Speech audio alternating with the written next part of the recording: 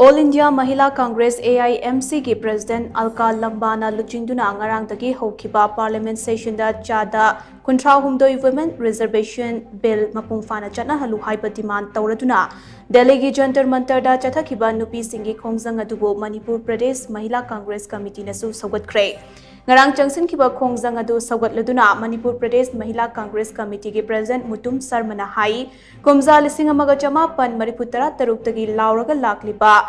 33 Women Reservation Bill ase Nari Sakti Bandhan haiduna pass tawkhre adubo pass tawkhraba bill ase hawjik phawa implement tawdana leire ngarangdagi hokhiba Parliament ki budget mifam asida bill ase mapungfana chatna handuna nupi singbu ikai khumnaba utpiyu haina Mahila Congress na khongjang asi changsin khibane state ase gi oina party ase gi maikai dagi bill ase implement tawbinaba demand tawri haina Sarmana phongdokhe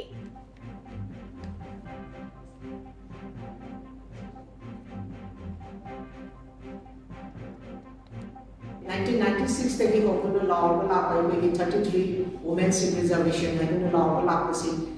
Lok Sabha तक हम they even state assembly का every कनोदा election की stage तक लाहौर में लापा से कोई live हुआ है मेरा सितंबर 2023 स्टेज तक हाई वो बिल लगे कोई टाइटल लमा नारी शक्ति वंदन अभियान है वो टाइटल लमा गवर्नमेंट बिल लगे पास हो गया है अदुबो पास तौरिबा बिल असे हजि फाउबा implement तौदना लैयबा ngasi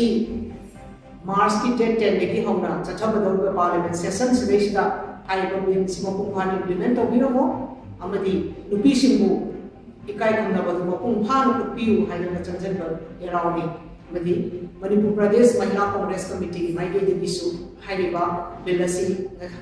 फमनिबा चथरिबा session सिदेसिदा implement तौबिरमो हाइना request तौजै